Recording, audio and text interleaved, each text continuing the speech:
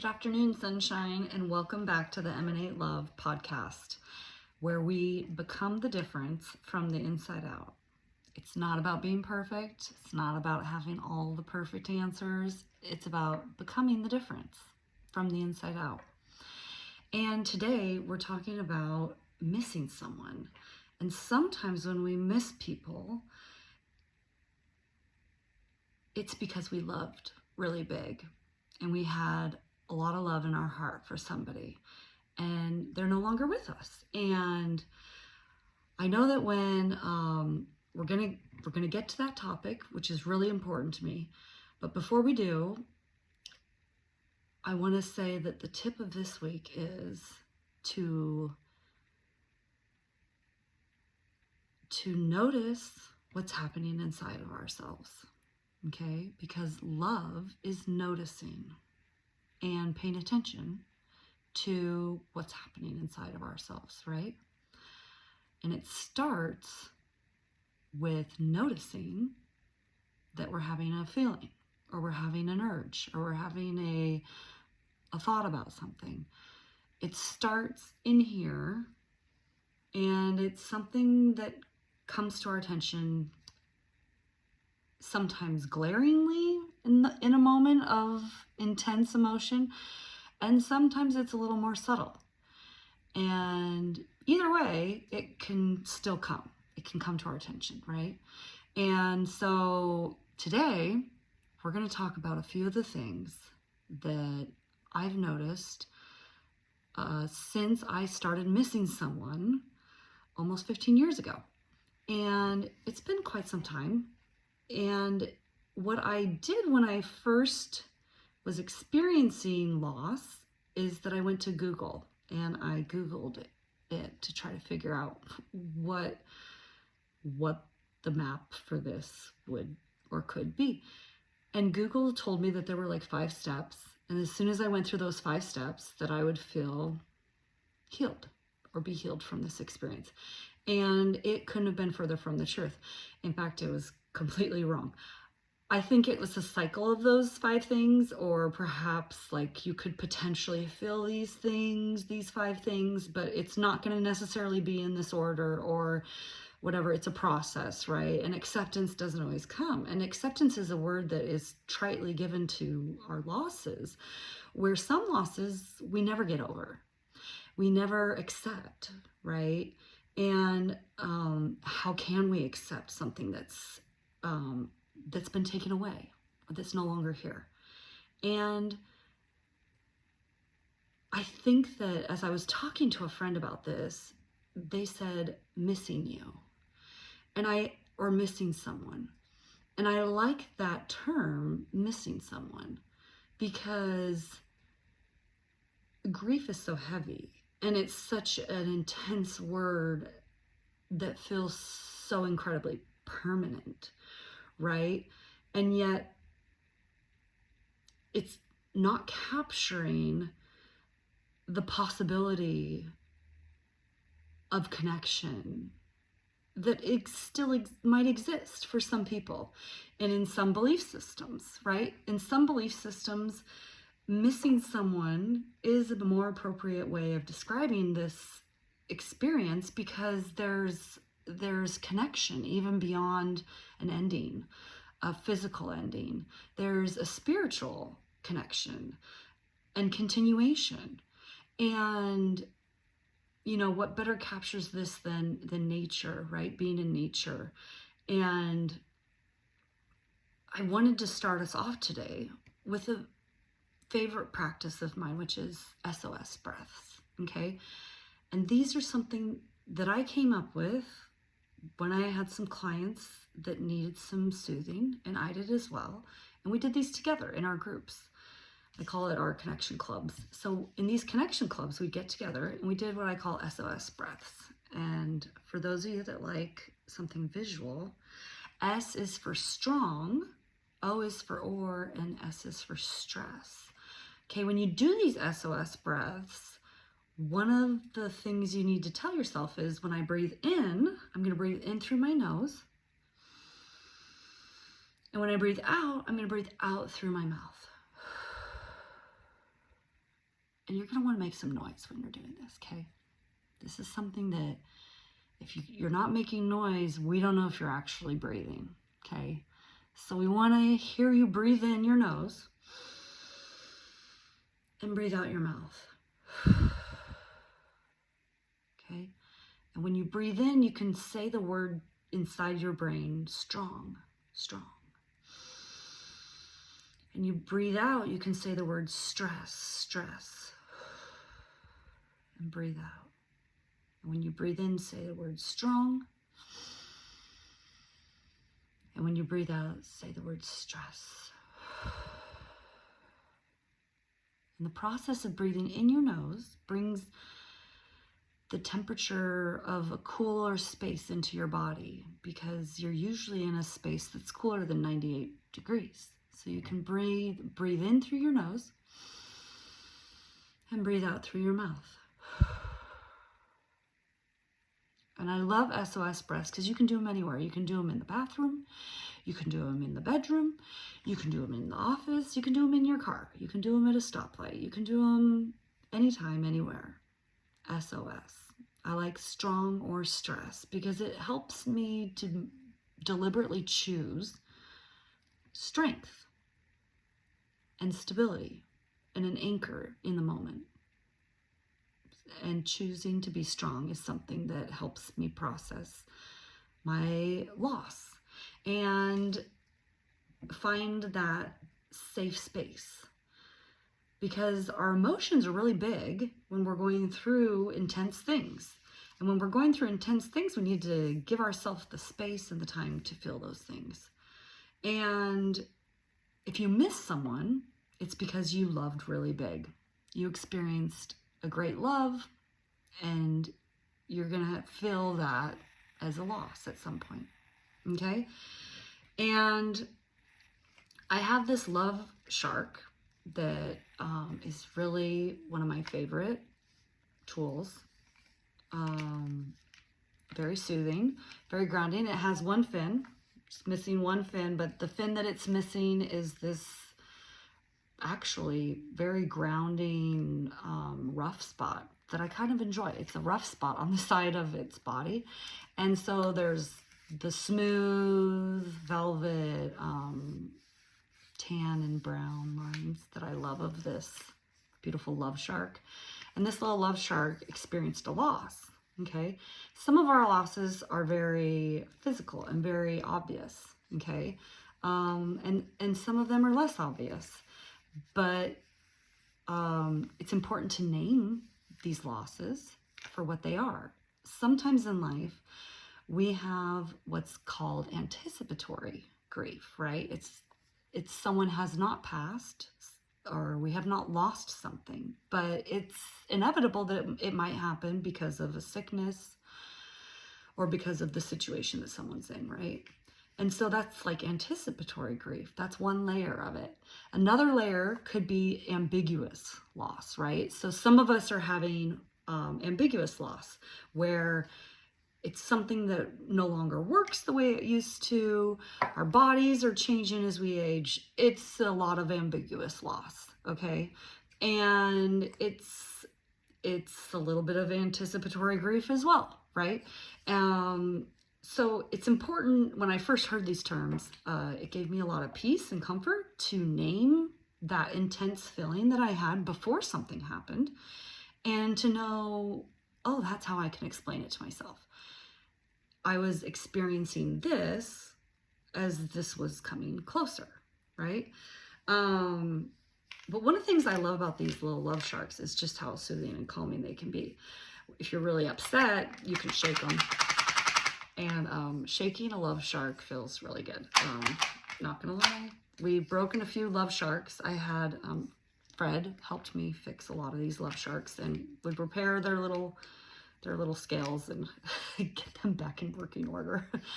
But these are the most soothing tools ever, and super fun and really tactile. So if you like that tactile stuff, this could be for you.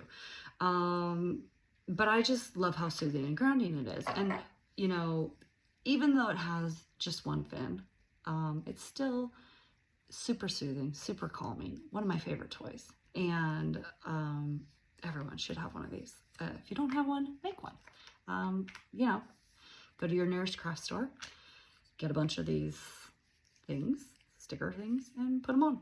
Put them on your shark so that it could be happy, be a love shark that could ground you when you're experiencing an emotion. Because often what people don't talk about is maybe the anger that exists after a loss, or an ambiguous loss, or an actual loss. The anger.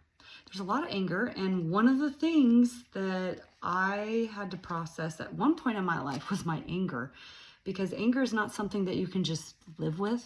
It will eat you up, it will spit you out, and it will treat you like one of these huge waves we're having right now in Southern California. There's these huge waves, they're 10 foot tall, they're really hard to survive, and so is your anger. Anger is not a safe emotion. It's not something it's telling you that you're in a lot of pain and you're hurting. You should slow down, maybe stop, maybe pause, and don't talk to anyone, because anger is that powerful. And I was really comfortable with my anger for the first part of my life. And then once I went through some loss, I realized how much that anger didn't serve me and how much it really just set me back and interrupted my life and didn't make my life as happy as it could have been. So one of the things I learned about anger is that, you know, you can process it and get rid of it by writing it down. And I know that sounds really boring. It's not a very appealing, attractive solution for a lot of people, but it works. And if you have a pen and a piece of paper, in 5 minutes, all you need is 5 minutes, you can write down as much of the stuff as you're angry about on a piece of paper, and it can really help you process that stuff and get rid of it. Because once you write it down, you name it, you own it, and it loses its power. You might need to break a few pens while you're at it, because that's what we do when we're angry, right? You might have a few pens or pencils and be using them, and you know, they might break, and that's okay, because we can replace those, right? We can't replace you. We can't replace you. So you need to process your emotions when they're big, because we all have them. And, you know, I don't know. It's just one of those things. There's that phrase that I keep having in my mind. I feel like I need to say it. It's, you know, anger is like an acid. It does more to the vessel that holds it than it does on anything that it's poured on. It's really that dangerous. And anger is something that controls you. And if you want to change your anger, you can, and you will. I believe in you, sunshine. I believe you can do this. I believe you can change it and make it a strength of yours, because you know what it costs you when you're angry, and you know what that feels like, and the regret, and you know that that's not who you are anymore, and you know that you're moving to a better space with more control and more power. And in the powerful place that you're choosing to live now is a lot of scents that calm your nervous system and your limbic system, because the power of our scents. Did you know that the sense of smell is your only sense, one of your senses, the only one that is directly tied to your limbic system? So if you want to feel calm, smell something that's a positive, happy memory, right?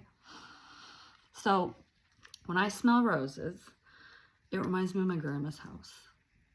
And she wasn't like an award-winning botanist or anything, but she had a few rose bushes in the front of her house. And we didn't have those at my house. So when we went to Grandma's house, I knew that we were going to the nice garden, and she had roses. And so I always just thought, wow, she's got it all. Grandma's got it all. She's got the roses, the rose garden, and it brings me happy memories. And so roses, I love the smell of a good rose, and it instantly calms me. because it's tied to my limbic system, right? It's the sense of smell. And I try to have lots of smells that calm me and soothe me, and travel with them too, right? Because the sense of smell is going to calm your limbic system faster than anything else. So you can't always carry a rose with you, but you can easily carry one of these little rollerball things, right? These little guys, you just put them on, and they smell really good. You know, cinnamon. Who doesn't love cinnamon? I mean, some people don't. There is definitely cinnamon allergies, but this one smells like cinnamon, and it's really awesome because it helps me think of the holidays and think of all the positive things with the holidays. So I love cinnamon. Cinnamon's a good one. And it's going to directly calm my limbic system, okay? So I'm just saying there's a few things that you can do. You could put it on your love shark if you have a love shark. Bring it for the kids. Pretend it's for the kids, and you could use it yourself, you know? I'm just saying, if you have an animal, bring it for your dog. Maybe your dog needs a dog toy, and you might need it too. So I'm just saying, think outside the box, right? We broke that thing one moment we were born, so let's just think outside of it, okay?